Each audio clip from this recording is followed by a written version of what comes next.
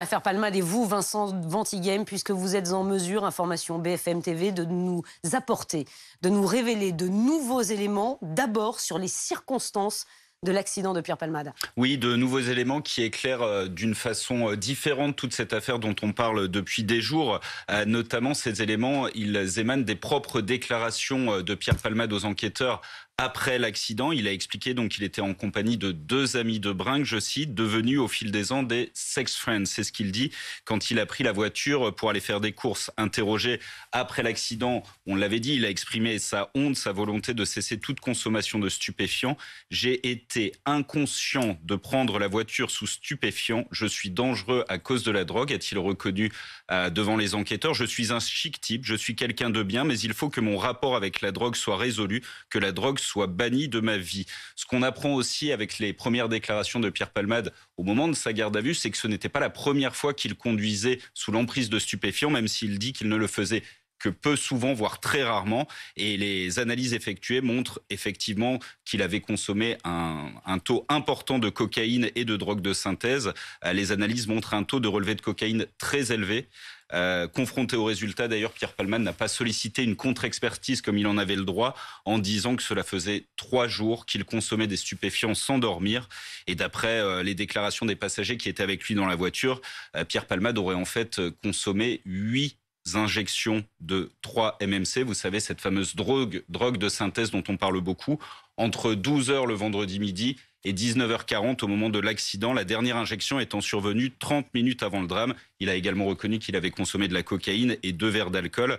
Et puis, on le disait, sur les circonstances de l'accident, se pose la question de la raison pour laquelle il a dévié de sa file et il est allé sur la file de gauche percuter la voiture d'en face. On est en mesure de révéler que l'hypothèse de l'utilisation d'un téléphone portable se pose aujourd'hui aux enquêteurs. Ce n'est pas Pierre Palmade qui le dit là, c'est l'un de ses passagers qui a expliqué que juste avant le drame, Pierre Palmade avait reçu un texto sur son téléphone et qu'il avait demandé aux passagers de lui dire le texto. Sambouget a donc expliqué que, alors qu'il était en ligne droite, à ce moment-là, il avait soudainement dévié sur la gauche et avait percuté la voiture qui venait en face. Ça pourrait être une nouvelle circonstance aggravante dans le dossier pour homicide involontaire. Ce qu'on peut dire également, c'est que dans un premier temps, on avait expliqué que la perquisition n'avait pas délivré de beaucoup de résultats. En fait, si les enquêteurs ont retrouvé de grosses quantités de drogue à domicile, du matériel d'injection, des seringues, des fioles entamées contenant de la drogue de synthèse et 8 bonbonnes contenant de la cocaïne et des drogues de synthèse, avec l'aide d'un chien renifleur qui visiblement était très perturbé tellement il y avait de stupéfiants dans l'air. Vincent, il y a beaucoup d'informations dans ce que vous nous dites et effectivement, on se rend bien compte des circonstances, au-delà de l'accident même, des circonstances qui ont précédé cet accident et l'état donc dans lequel se trouvait Pierre Palmade et qu'il reconnaît d'ailleurs lui-même, d'après ce que vous nous dites. En fait, c'est un peu l'histoire d'une lente dérive qu'on est en train de découvrir. Exactement, ce serait le résultat de cette lente dérive que Pierre Palmade arrive à dater lui-même. Il explique notamment aux enquêteurs qu'il a, je cite, lâché l'affaire il y a 1 an alors qu'il était suivi en addictologie. Il a aussi expliqué qu'il avait découvert cette fameuse drogue de synthèse qui renforce les performances sexuelles, la 3-MMC, il y a 2 ans et que depuis qu'il a découvert cette drogue, il ne parvient plus à travailler. En fait, il ne perçoit que ses droits d'auteur qui sont d'un montant de 5 000 € environ par mois, alors que son train de vie est estimé, selon lui, à 6 000 €. Et tout ça prend une résonance particulière parce que dans le cadre de ce dossier, la sœur de Pierre Palmade a également été interrogée. Elle a révélé aux enquêteurs qu'en fait, son frère était lourdement endetté, qu'il vivait en dehors de toute réalité financière. Il a des dettes notamment auprès de l'URSSAF, des impôts et de son producteur, des dettes estimées à 250 000 €, à tel point qu'elle envisage que c'est la raison pour laquelle elle avait mis en vente sa fameuse maison de Célier-en-Bière, se posant même la question de savoir si l'humoriste allait pouvoir conserver son appartement qu'il possède dans le 3e arrondissement de Paris en raison de ses dettes. Et elle indiquait d'ailleurs, cette sœur, qu'elle s'occupait de lui depuis 2017 dans la suite de sa mère et qu'elle lui avait vainement proposé de le placer sous tutelle. Vincent, je voudrais aussi qu'on s'arrête sur un élément déterminant dans cette affaire. Il s'agit du bébé que portait cette maman, ce bébé qui est mort. On est en mesure d'affirmer aujourd'hui que c'est bien l'accident qui a causé la mort de ce bébé? Alors, selon les premiers résultats de l'enquête, oui, on le sait, le procureur de Melun a ouvert l'information judiciaire pour homicide involontaire, en expliquant que effectivement des examens médico-légaux plus poussés devaient être menés. Mais effectivement, selon les premiers éléments, le premier examen médical montre que l'enfant est né viable et vivant.